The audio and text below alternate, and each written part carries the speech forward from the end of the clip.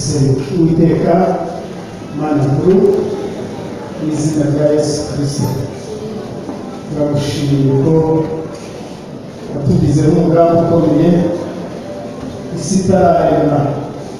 Ijambo riravuga ngo turaba wamenye isi itararema, nubwo ijya ituzunguza ikaduserereza, ariko iyo twibutse ko tuyiruta watumenye mbere y'uko uyirema, twongera gusubirana ibyiringiro tugakomera. Tugushimiye ko turi mu nzu yitiriwe izina ryawe. Aha hantu tuhabonera imbaraga zikomeye, aha hantu tuhabonera ibyo abantu batabonera mu isoko. Ntawajya mu isoko ngo ahabwe ubugingo, ntawajya mu ishuri ngo yige imyaka nk'iy'abantu biga ahabona ubugingo. Ubugingo nta handi bubonekera ni mu ijambo ryawe, kandi ijambo ryawe rifite aho rivugirwa namwe. Rero n'aha ngaha twicaye, n'aha turi, iyo tubyumvise ufite ubwo bugingo arongera agakomera, kuko Yohana yaranditse avuga ngo ugenda ukurikira ubundi ubwo buntu butugirira mu izina rya Yesu Kristo. Kandi utabufite yakumva ijambo akakira amahoro aguturukaho, amahoro adatangwa n'imiryango, amahoro atabonerwa n'andi mu butunzi. Hari umuririmbyi wavuze ngo najya kwirira byinshi, mfite inyota nyinshi, ariko ngo najya kunywa agakama nkayabura nkiheba, ariko maze kubona Yesu nsanga niwe musa wenyine, niwe musa. Ijambo ryawe tuhabonera amahoro aruta ay'amafaranga, aruta ay'imiryango, aruta ay'ibirya byose abantu babona nk'amahoro. Ariko ijambo ryawe riruzuye. Reka mwami duturize imbere yawe, maze ugiye kuriganira waraguteguye amazu menshi yitegura asenga asoma, ariko ntacyo yatuma ari wowe wenyine. Reka hagararane nawe, Mwuka Wera akore muri we bya bindi wateguye muri we, ahubwo adategwa, maze umwuka bishorere bigere mu mitima, maze bimere nk'amazi afutse amara inyota. Turagushimiye bana nawe, kandi natwe tugirire neza. Nuvuga rimwe muri we twumve kabiri. Cyubahiro kibi cyawe mu izina rya Yesu Kristo, amen. Haleluya. Haleluya. Yesu ashimwe cyane. Nitwa Adeline Nikuze, umukristo wa hano. Imana ishimwe. Yesu yangiriye ubuntu arampamagara, hanyuma mu ijwi rye ndamwitaba, kandi kuva naza nkitaba Yesu, nkabona Yesu, ntabwo nigeze ndambirwa kumukunda, ntabwo byigeze bindambira, numva mukunda cyane. Iyo ngize ubuntu nkagira umugisha wo guhagarara imbere y'abantu, numva ashaka kubaratira Yesu mumenye. Amena. Yesu rero ndamukunda cyane, ariko naje kumenya ko atari njye wamukunda, ahubwo niwe wankunze cyane. Haleluya. Yarankunze cyane rero ngenda mubona kugeza na n'uyu munota, numva naratangiye kumumenya cyane no kumwakira muri 1995. Kuva ubwo numva mumeze nk'umuntu umuhaye. Muri iyi minsi yo numva muhaye cyane, nta rukundo nyine rw'abantu batoya babikundana bateretana, ko niko mpana Yesu. Haleluya rero. Haleluya. Kumuvuga rero numva agiye bintera ishema. Imana ishimwe, Imana ihe umugisha abantu batekerejeho ko nshobora kugira ikintu mbabwira, kandi buriya tuba tubifite byinshi, ariko wenda mu buryo butandukanye. Uko Barutimayo yavuze Yesu, siko Yohana yamuvuze. Yamuvuze nka Barutimayo, ariko Yohana amuvuga nk'intumwa. Kandi uko Yohana yamuvuze ntabwo ariko Petero yamuvuze, ntabwo ariko wa mugore wavuye mu mugongo yamuvuze. Buri muntu wese yamuvuze ukwe, biterwa n'uko wamubonye. Haleluya. Iyo mpamvu buriya tubishaka cyangwa tubishoye, Imana idufashije, twajya tureka gukompa, kugereranya ngo yabivuze nyine ngo gutya, ngo yabivuze ntitugomba kubivuga kimwe, kuko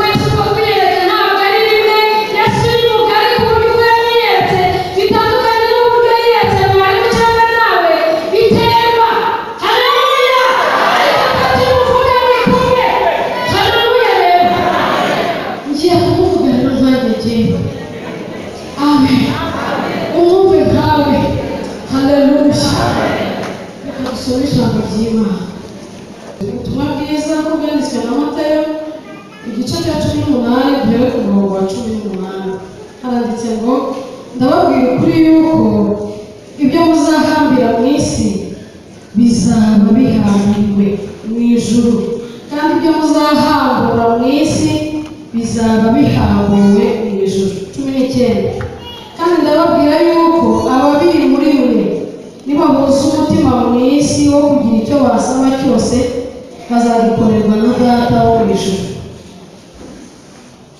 Imana ishimwe. Haleluya. Reka ndumva nshaka kongera gusubiramo. Ndababwira ukuri yuko ibyo muzahambira mu isi bizaba bihambiriwe mu ijuru, kandi ibyo muzahambura mu isi bizaba bihambuwe mu ijuru.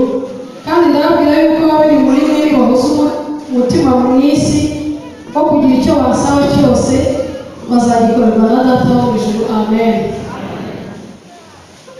Hari ijambo iyo sesenguye uyu murongo harimo ijambo ryo gusaba cyangwa gusenga, ariko nanone harimo ijambo rimeze nk'ubutware duhabwa, mbese nk'ubutware duhabwa tugomba gukoresha tukiri mu isi.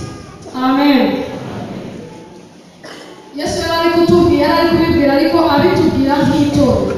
Tugiye kuganira ku magambo nateguye numva Imana yashyize ku mutima cyane, avuga gusenga nk'itorero. Gusenga ariko nk'itorero, atari njyewe jyenyine ahubwo nk'itorero. Noneho iri torero Yesu ndashaka ko tuza kuganira kuri iri torero hamwe no gusenga, kugira ngo twumve icyo turi cyo muri Kristo n'icyo Umwami yatwemereye. Iyo usomye iri jambo harimo ijambo ryo gusaba, ariko gusaba umeze nk'aho ni nk'uko umuntu yakubwira ngo uze kunterefona saa 5 cyangwa uze kunterefona igihe icyo ari cyo cyose, ndaza kuguha ikintu runaka nakwemereye, swate wenda amafaranga cyangwa ikindi kintu, uze kunterefona, uze kunyibutsa nikuye. Bishatse kuvuga iki? Bishatse kuvuga ngo tuno gusaba no gusenga, ariko n'ubundi uri kureba ijisho ryiza. Ni ugusaba umuntu kumva, ni ugusaba umuntu witeguye kuguha, kuko Yesu yaratubwiye ngo icyo muzasaba cyose Data wo mu ijuru azakibaha. Hejuru hakavuga ngo nuko mumenye yuko mufite ubutware muri mwebwe bwo guhambira ikintu icyo ari cyo cyose hano mu isi. Bikagenda gute? Kandi mu ijuru bagahita banzura bakavuga ngo iki kintu mu isi itora ryaragihambiriye, tayari ngo nta kintu twabikoraho. Hanyuma n'icyo duhambuye hano mu isi, ijambo riratubwiye ngo mu ijuru bakavuga ngo iki kintu barabyanzuye cyarahambuwe. Ntabwo mwumva yuko dufite ubwo butware nka kwa kundi Adamu yari afite muri Edeni. Hari ubutware Yesu yatuzaniye yari kugenda duha bwo kongera gutegeka nka kwa kundi nyine Adamu yategekaga, ariko binyuze muri Kristo. Amen. Ijambo riko isoma natangaye cyane. Ntabwo nari nzi yuko itorero rikunzwe bene aka kageni, ariko uzi kugira ngo sinzi niba mwebwe abicaye aha ngaha muzi ko ubwo butware mubufite mu biganza. Tubaye tuzi ko tubufite, kwiganyira kwava gukeya n'amaganya yawe make rwose, kuko turi abantu bakunzwe muri Kristo. Ibaze kugira ngo usabe nk'uko, reka numve ni nk'uko wenda na meya akubwira ati Adeli, igihe cyose uzanterefona njyewe ndi tayari, uzambwire niba ari ikibazo cy'amafaranga nzakiguha, ikintu icyo ari cyo cyose kiri mu bushobozi bwa meya. Uko niko tumeze kuri Kristo nk'itorero. Ibyo bintu mwari mubizi, reka mbibibutse. Imana ishimwe cyane. Impamvu rero natekereje gusenga muri ubu buryo ni uko nabaze kumenya ko dukunzwe, dufite iyo feva ituruka ku Mwami waduhamagaye. Rimwe na rimwe turayibagirwa, ariko turi abantu bakunzwe. Ni mbere ugomba gusenga, ni twebwe nk'itorero. Ariko bisa nkaho Yesu yatubwiye, bisa nkaho kugira ngo tubone ubwo butware, aha ngaha yatubwiye ngo nuko musaba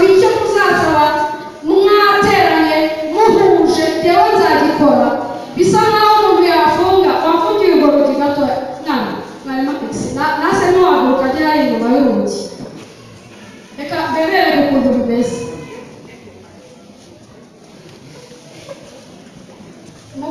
Umufungirana gihanze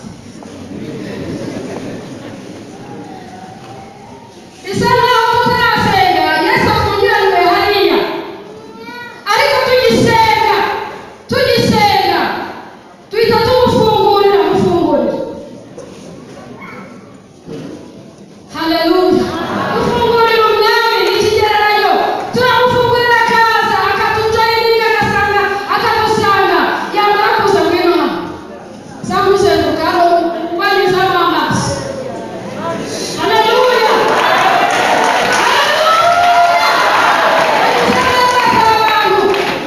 uko nibyo umufunguriye bigenda banyuzamo amaso samujyana kugendana nawe hariya muri ibi bihanza. Umwami tukamufungurira agahita banyuzamo amaso agahimbaza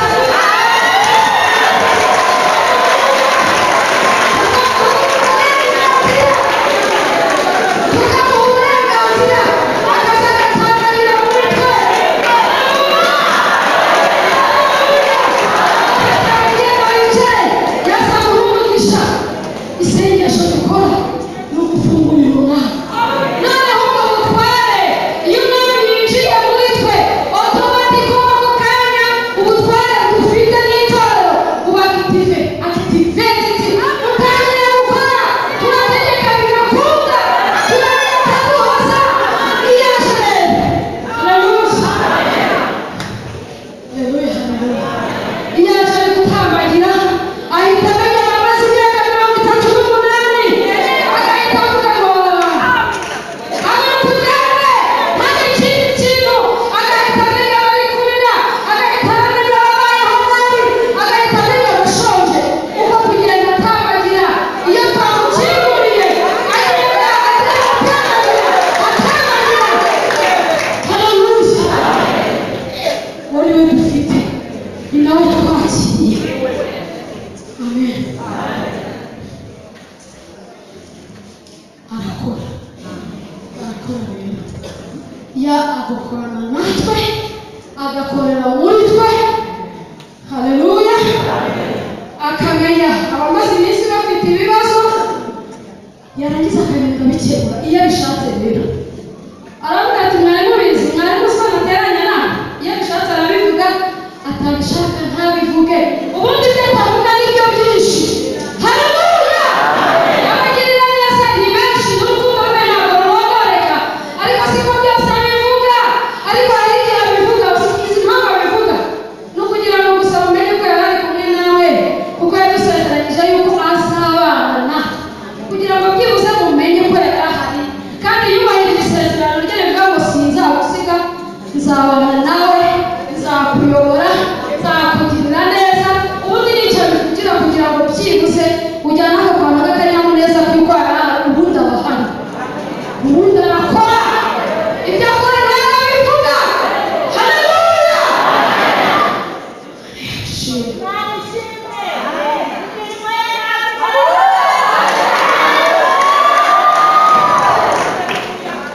Yesu yavuze gusenga nk'itorero.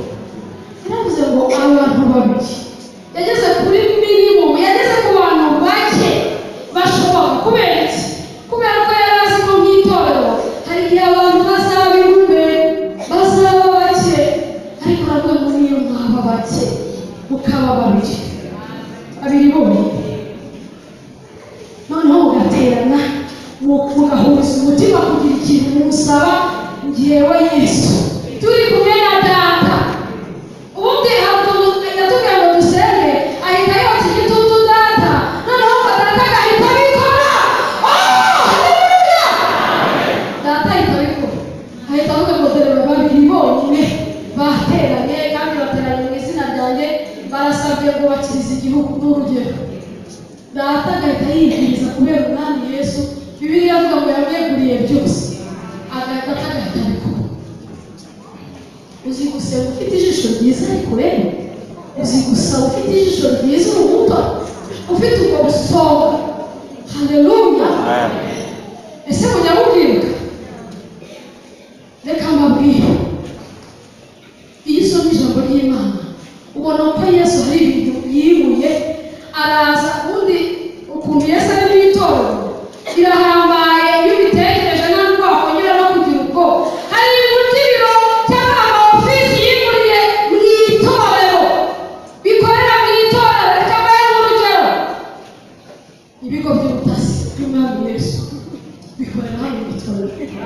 haleluya itari yasitumana umunsi ugenda cyangwa uri gusenga mwahuje umwuka w'Imana ni ushinzwe yo kuri icyo kigo ahita aza akababwira ngo rero inama zateranye kuzimu barimo munazisenge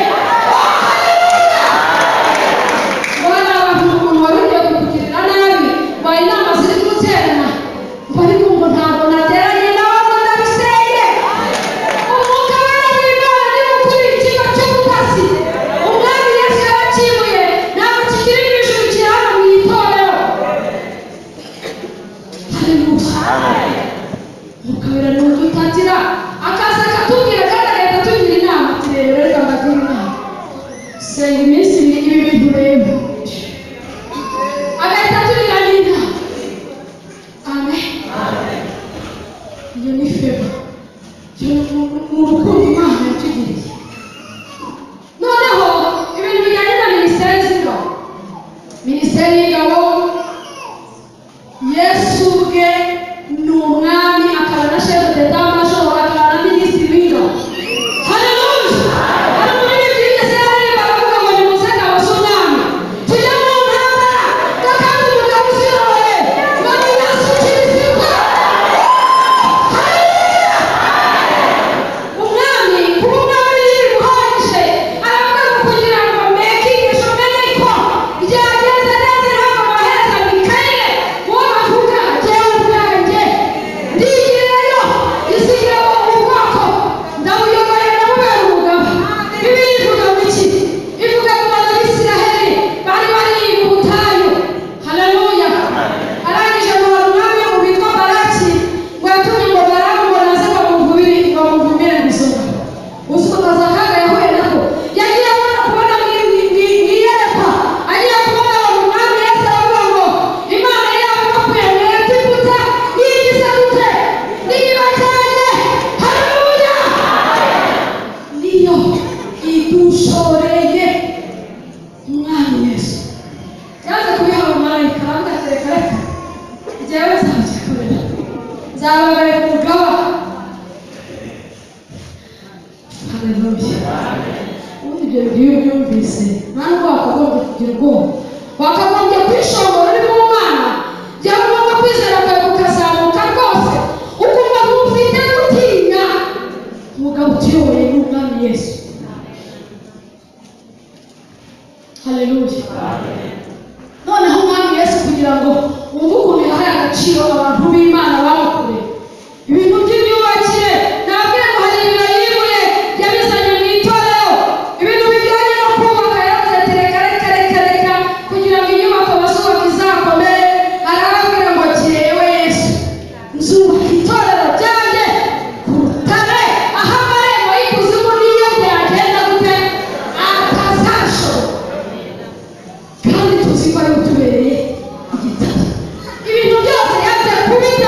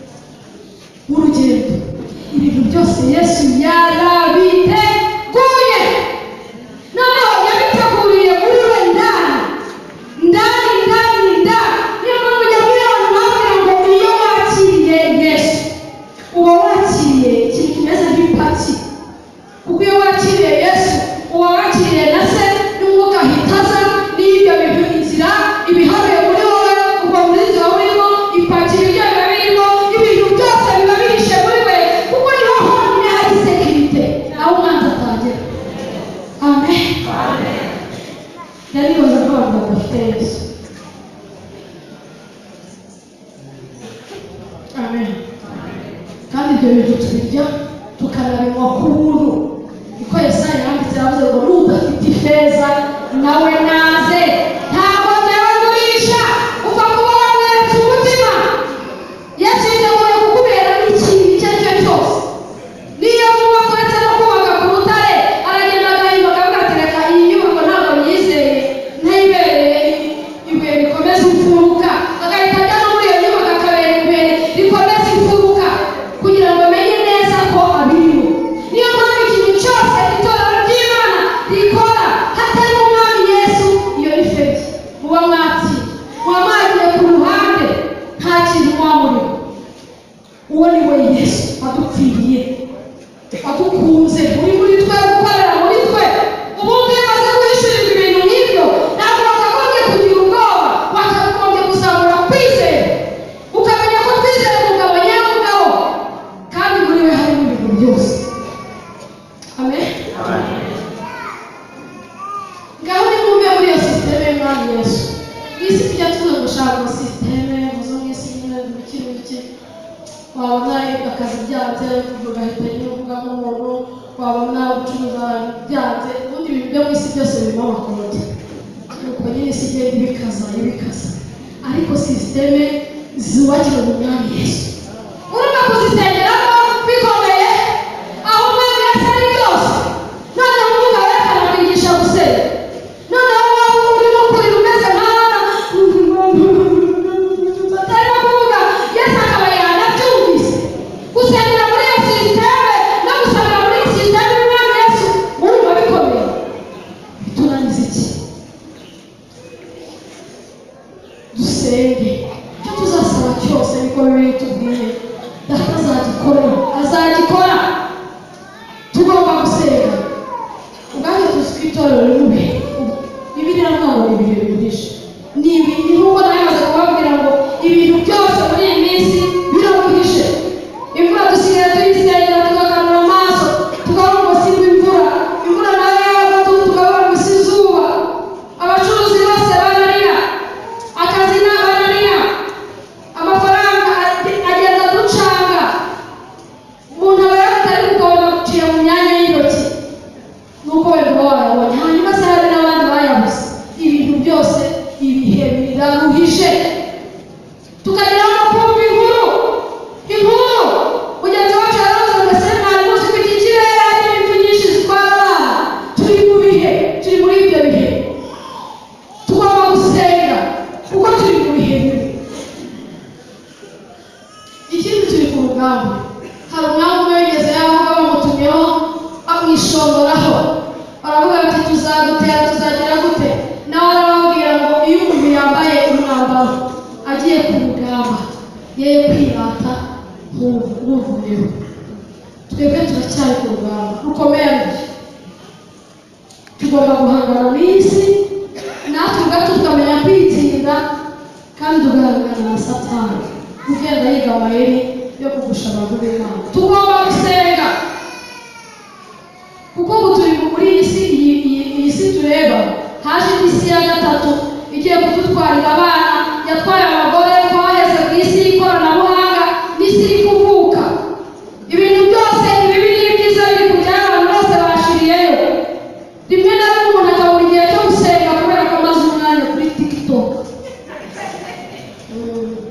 areba iki akabura umwanya wo gusenga akabura umwanya wo kurera abana akabura umwanya wo gutanga indangagaciro ku bana kubera hari isi iri kuvuka iri kudutwara. Muzi yuko ibyo dutekereza bikurira muri twebwe akenshi ibyo twumva n'ibyo tureba ariko ibyo tureba bituma dukura biri muri iyo si biri kuri YouTube biri kuri TikTok biri kuri Instagram. Umuntu wese ari guharanira kugira smartphone ngo ayikoreshe ari kunduka kuri business plan byibuze mbese byibuze y'akantu gashyashya karisi ya gatatu tutari kujera neza iri kudutwara ariko cyane cyane twara abantu batoya. Umuntu yakwibaza ngo dusenge gute? Dusenge gute? Kubera ibyo bibazo tugomba gusengera ndetse n'ibindi bikubiye muri ibyo ariko nk'itorero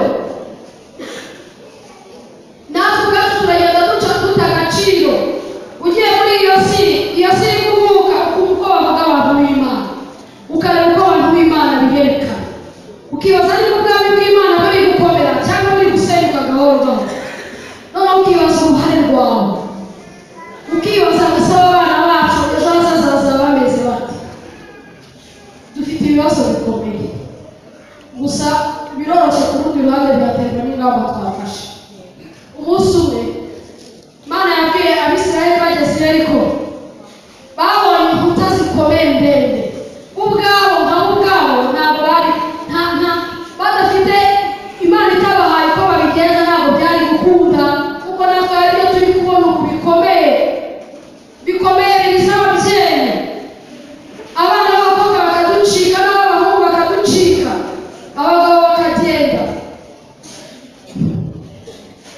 Ntibivamo ibintu byo guhindura imyumvire abantu n'abatukugira hari ibintu bajya bambwira bati abagore bakambwira bati abagabo bacu hari ibintu barebye kuri interinete none rwose ibyo bintu biri kudusenya. Ni ngaho rero ntireka tubivuge ubwo urumva abantu sigeze turi gushaka abana kurera abana muri sitire birakomeye ariko Imana bageze i Yeriko Imana ibaha uburyo bwo gukora bwo guhangana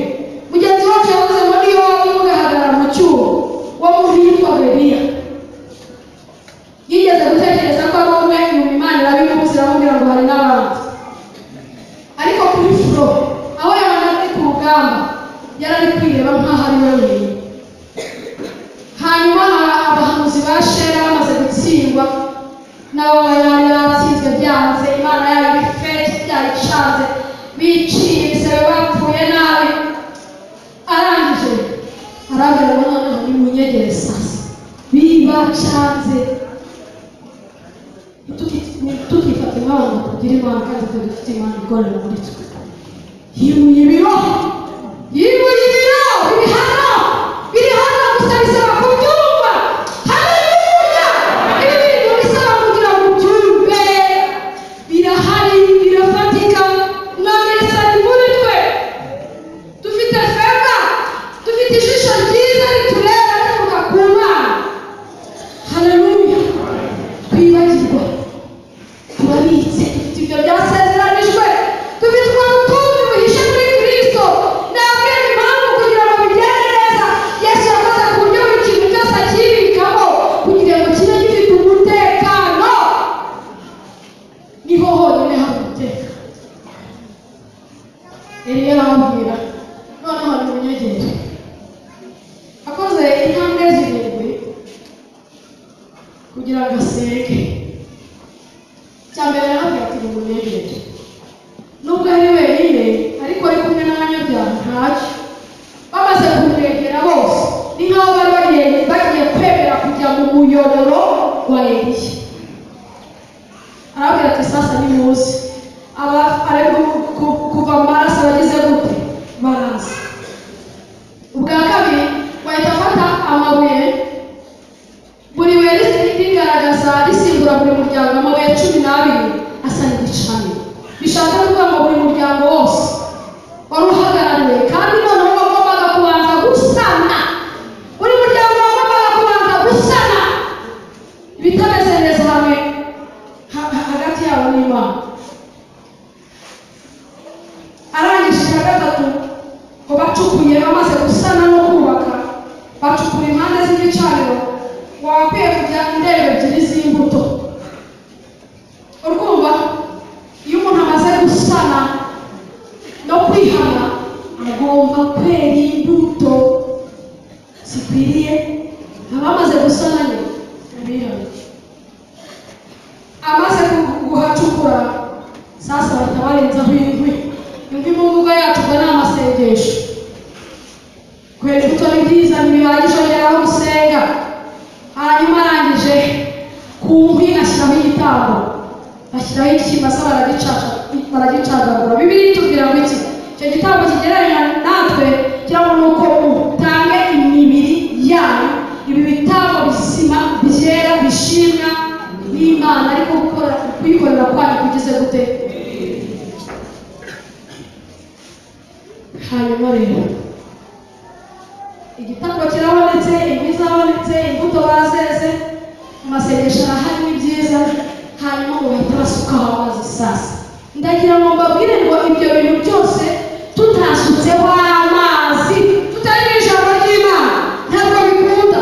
Bafashe ngo indembo enye basukaho inshuro 3 biba umubare 12 kugeza ubwo rwose ijambo ry'Imana ritwinjira muri twe rikaducengera kugeza ku ndunduro ku mubare w'umunsi. Arangije iseku ya karindwi intambwe ya karindwi yategereje igihe none Yesu asenga. Yategereje igihe cyo gutanga igitambo cya nimugoroba kigeze. Arangije sasa igihe kigeze nibwo yagiye nibwo yasenze aravuga ngo yumvira Uwiteka. Imana iramwumvira imanura umuriro. Sinzi niba twebwe ibyo bintu tujya tubyitondera. Sinzi nimba tujya tubyitondera. Muri kumva intambwe icyo dukwiye gukora tugenda dusana twubaka ubwo busabane twubaka. Nibutse neza Esiteri barasenze ni byiza bari barahizwe ni byiza bishyize hamwe ni byiza. Esiteri ariyemeza ni byiza cyane aragenda umwami bakimubona amutunga inkoni. Agomba gusaba kwa Esiteri ndabikunda cyane ubonamo ubwenge. Rimwe na rimwe abagore dukwiye kwigana cyangwa se n'abagabo. Ntabwo ko yazuminze umwami reka mbivuge muri iyi mvugo. Ibi munsi yaramubaze afashijwe n'umwuka w'Imana, arabanza aramuzana neza amugeza aho atazabasha kwikura. uko bundi niko twakagombye kugirira Imana, ntituyitetesha amagambo gusa ngo n'amakorasi no gusimba n'intabwo byuzuye. Tugomba kongeraho ibindi. Haleluya! Tugomba kongeraho gusenga ni byiza, tukongeraho kugendera mu ijambo, tukiyibutsa n'ibyo Imana yavuze, twarangiza tukera imbuto. Ukamenya neza ko Imana noneho Bibiliya ivuga ngo Imana ikunda abafite imitima iciye bugufi. Ariko kenshi na kenshi iyo turi kwiga, cyane cyane natwe cyangwa dusobanutse, usaba ko tugenda tuzamuka gahoro gahoro twiga dusobanuka nyine ibintu byo guca bugufi. Urumva ari ibintu umuntu ashobora kujya gushyira mu mibare agasesengura, bikumva akifata ntamenya ko akunze kwa Dawidi. Nkunda Dawidi, njye ndeba ukuntu abantu bakoma mu mashyi, cyangwa iyo bakomega iyo bize bafite n'amadiguri, baheza Imana icyubahiro mu mibare, mu bwenge, mashyi y'umuntu nyine usobanutse. Ariko Dawidi, haleluya, bamubera umwami. Umunsi umwe barafashijwe arataraga, niba ari igisirimba, niba ari igiki, umugore w'umutego wavuye mu cyaro kweri n'umushumba ko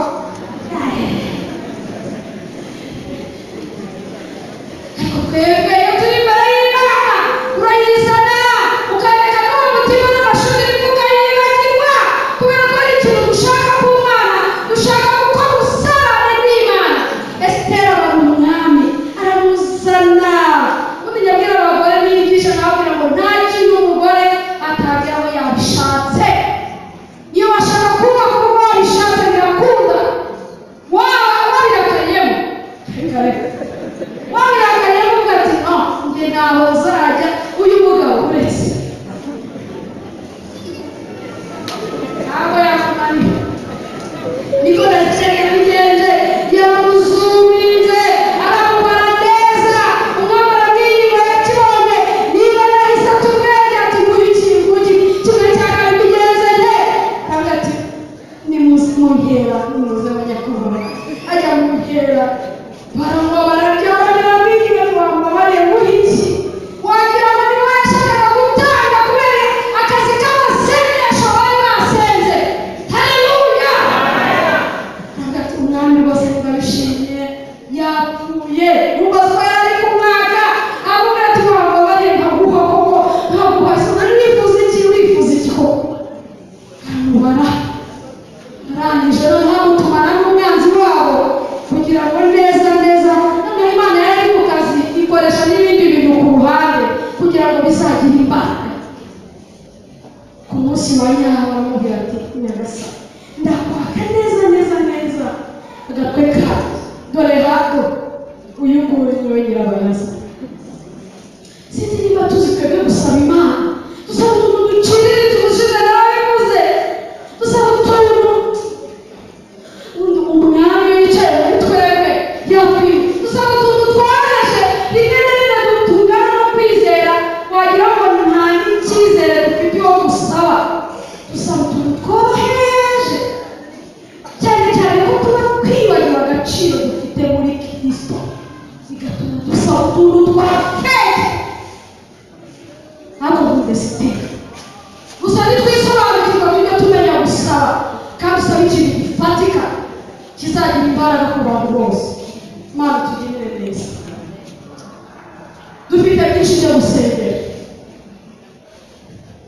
dufite ibintu byinshi bitugusa, ariko uko byaremera kose ntabwo agereranya n'imbaraga umwami yatanze yashoye kubera itora. Uko byakomera kose, gusa bisaba kubyumva. Uko byakomera kose, aho twaba tugeze hose, ikigero cyo gucirika tutegereza ko waba uriho, ntabwo ibikomeye byose wabigereranya n'imbaraga umwami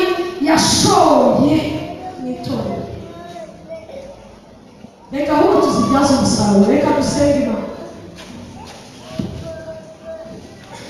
Hano umurenge wabuze mu nyamara y'abacu bahora bari maso babwira umwami ngo aze abirenge. Mureke dusenge tubwire umwami ngo aturengere, tubwire umwami ngo atugirire neza.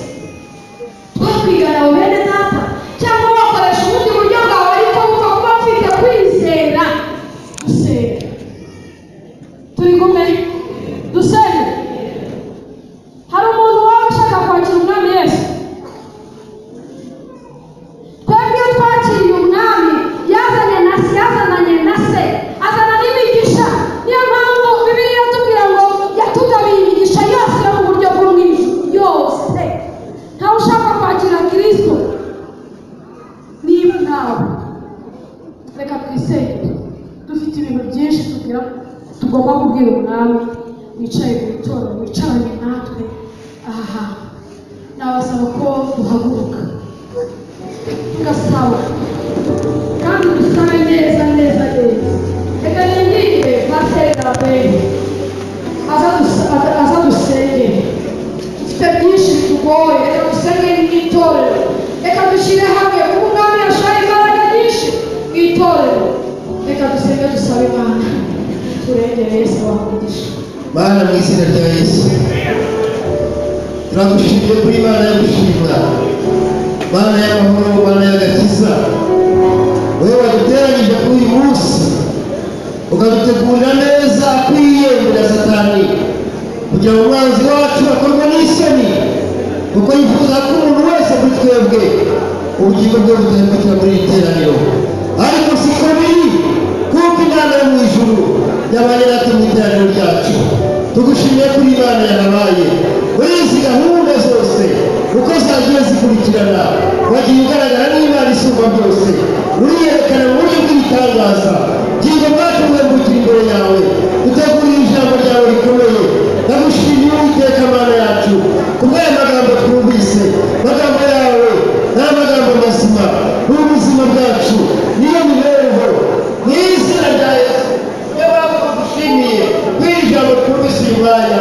Ari ijambo ry'ihumure, ari ijambo risura, ari ijambo rikiza, ijambo ry'imbaraga, ijambo rihembura ubugingo, ni ijambo rizima, ni ijambo ry'amahoro, ni ijambo ry'agakiza, ni ijambo ritanga ubuzima butari buri, ni ijambo ritanga imibereho.